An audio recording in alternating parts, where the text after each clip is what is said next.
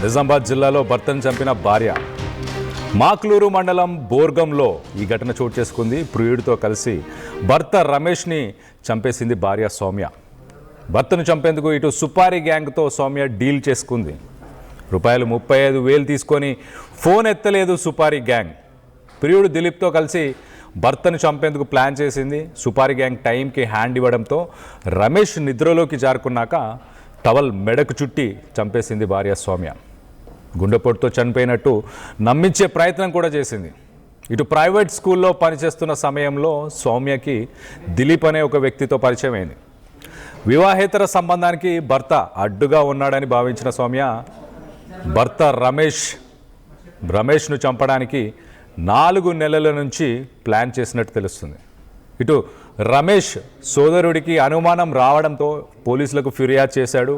దాని తర్వాత 6గురిని అరెస్ట్ చేసి రిమాండ్కి ప్రస్తుతానికి తరలించినట్టు తెలుస్తుంది. సో భర్త ఈ మధ్యకాలంలో వివాహేతర సంబంధాలు చాలా చూస్తున్నాం. దాంట్లో ఇదొక సంఘటన అనుకోవచ్చు. ఇటు నిజామాబాద్ జిల్లాలో ఆ పరిసర ప్రాంతాల్లో ఉన్న వాళ్ళంతా ఒక్కసారి షాక్ అయ్యారు. ఇటు సౌమ్య తన భర్త అడ్డుగా ఉన్నాడు. ఒక ప్రైవేట్ స్కూల్లో పనిచేస్తున్న దగ్గర పరిచయమైన దిలీప్ కోసం ఇటు భర్తని ఎలాగైనా అడ్డు తొలగించుకోవాలని భార్య సౌమ్య ప్లాన్ చేసి ఒక సుపారీ గ్యాంగ్కి డబ్బులు కూడా ఇచ్చింది. అంతా సినిమా స్టైల్లో, సినిమా ఫక్కీలోనే అంతా జరుగుతున్న సమయంలో మొత్తానికైతే లాస్ట్ మినిట్లో ఆ సుపారీ గ్యాంగ్ 35,000 డబ్బులు తీసుకొని మరి వాళ్ళు లాస్ట్ మినిట్లో ఫోన్ ఎత్తడం మానేశారు, హ్యాండ్ ఇచ్చేశారు. వాళ్ళు హ్యాండ్ ఇచ్చేసినా కానీ సౌమ్య ఏమాత్రం కాంప్రమైజ్ అవ్వాలన్న ఆలోచన కూడా లేదు. సో మొత్తానికి తన బాయ్ ఫ్రెండ్ దిలీప్తోని ప్లాన్ చేసింది. అలా భర్తకి నిద్రమత్తు ట్యాబ్లెట్లు ఇచ్చి నిద్రలోకి జారుకునేలా చేసింది. మొత్తానికైతే నిద్రలో జారుకున్న తర్వాత ఒక టవల్ మెడకు చుట్టి మరీ చంపేసింది.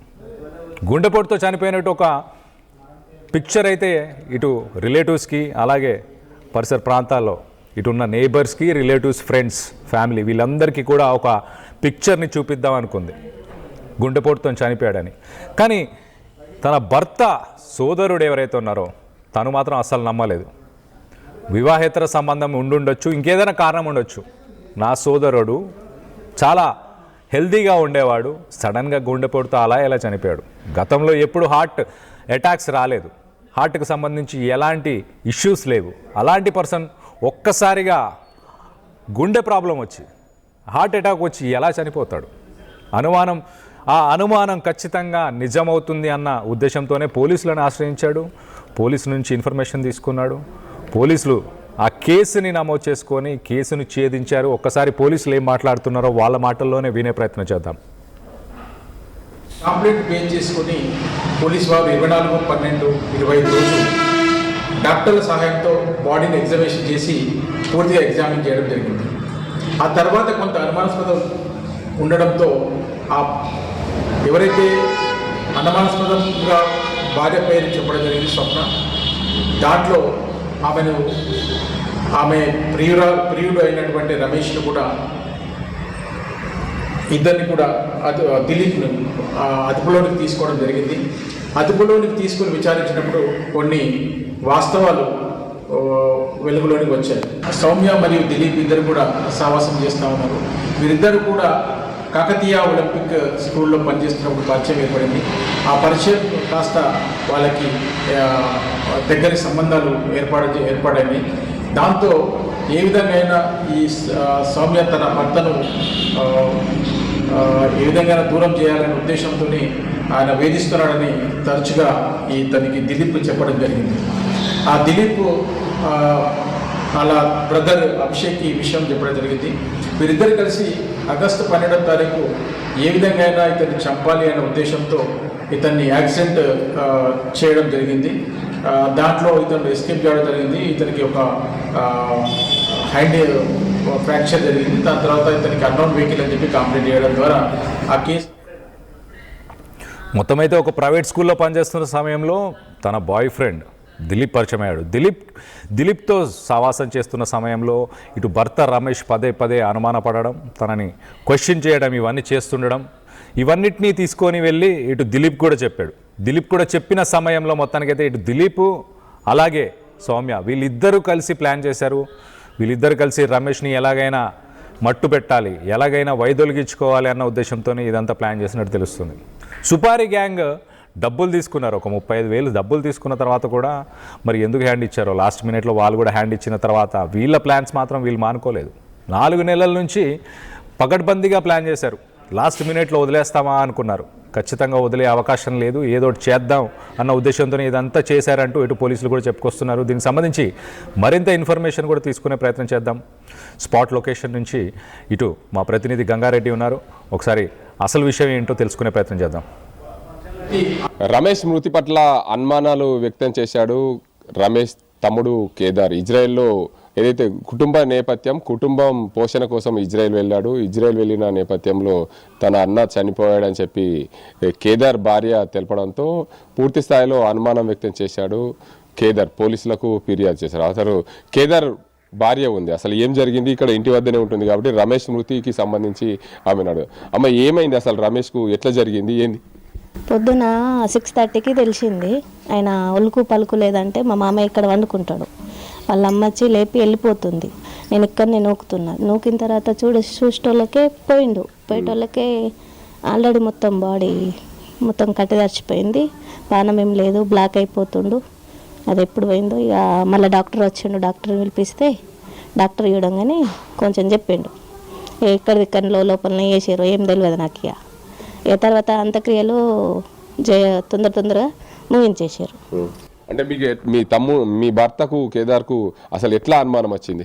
డాక్టర్ చూసిండు కదా, డాక్టర్ చూసిన తర్వాత చెప్పిండు ఒక మాట, ఇది సూసైడ్ అమ్మానంటే లేదు సార్, ఆ డాక్టర్ హార్ట్ అటాక్ వచ్చింది, నైట్ వచ్చిందా ఎప్పుడు వచ్చిందో నేను గమనించలేదు అన్నట్టు చెప్పింది. అప్పుడు మేము అదే అనుకున్నాం, నాకు అంత ఆలోచించలేను, అదే షాక్ అయినాం మేము అంతే. అంటే ఆయన చంపిందని, అంటే నిద్ర మాత్రలు వేసి గొంతు నుమిలి చంపిరని అంటున్నారు కదా, అవేం తెలియదు సార్ మాకు. అంటే పోలీసులు అరెస్ట్ చేసింది అందుకే, ఎందుకంటే రమేష్ భార్య సౌమ్యను అరెస్ట్ చేసింది, జైలుకు పంపించింది అందుకే అని చెప్పి పోలీసులు చెప్తున్నారు. ఖచ్చితంగా నిద్ర మాత్రలు వేసి చంపింది అని చెప్తున్న పరిస్థితి. అంటే మీరు కొంచెం డాటు కనిపించింది అంట, ఇక్కడ కనిపిస్తే అవన్నీ చూసిన తర్వాత మా అన్న సావు నాకు కొంచెం క్లియర్ కావాలి, ఆయన సాధారణంగా చనిపోయిండా ఎట్లా చనిపోయిండు అదొక్కటి ప్రూఫ్ కావాలని ఆయన పెట్టిండు. అక్కడ నుంచి ఫోన్ చేసిండు. ఏ రోజు చనిపోయిండు? ఫ్రైడే రోజు నైట్. ఎన్ని రోజులు అవుతుంది ఇవాళకి?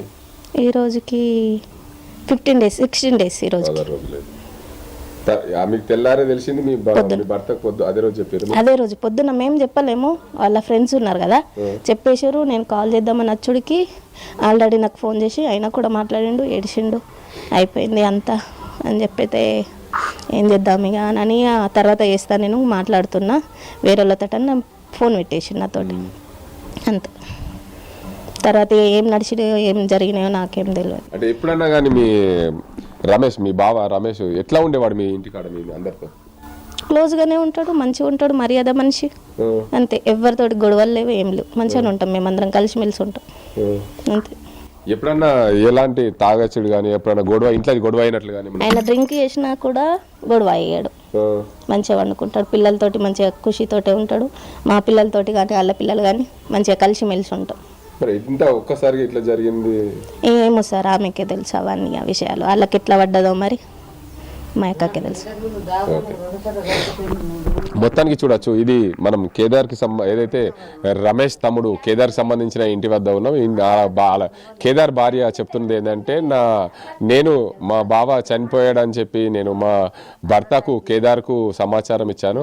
సమాచారం ఇచ్చిన నేపథ్యంలో కొన్ని అనుమానాలు వ్యక్తం చేశాడు కేదార్. దానికి సంబంధించి ఏదైతే గొంతు పైన నల్లగా మరక ఉండడం వల్ల అనుమానం వ్యక్తం చేసి పోలీసులకు ఫిర్యాదు చేశాడు. పోలీసులకు ఫిర్యాదు చేసిన నేపథ్యంలో పూర్తి స్థాయిలో దీనికి అంతటికి సంబంధించి పోలీసులు ఎంక్వైరీ చేశారు. నేటికి 16 రోజులు అవుతుంది. 16 రోజుల్లో మా బావ చనిపోయి ఈ రోజుకి 16 రోజులు గడిచింది. కానీ మా ఇంటి వద్ద అందరితో కలిసిమెలిసి అన్యోన్యంగా ఉండేవాడు. ఒక్కసారి ఆ కుటుంబంలో ఎలాంటి చిచ్చు కలిగిందో కానీ ఆ సౌమ్య రమేష్ను చంపిన ఘటన అందరికీ తెలిసిపోయింది. ఒక ప్రియుడితో కలిసి హత్య చేసిందని చెప్పి పోలీసులు అయితే నిర్ధారించారు. ఈ పోలీసుల నిర్ధారణ మేరకు కుటుంబ సభ్యులు అయితే ఆందోళన చెందుతున్న పరిస్థితి. ఎందుకంటే 3 పిల్లలు అనాథలే, భార్య జైలుకి వెళ్ళింది, భర్త చనిపోయాడు, తల్లిదండ్రులు లేని పిల్లలు అనాథలుగా మారిన పరిస్థితి నిజామాబాద్ జిల్లాలో చోటు చేసుకుంది. Local to global news at your finger tips.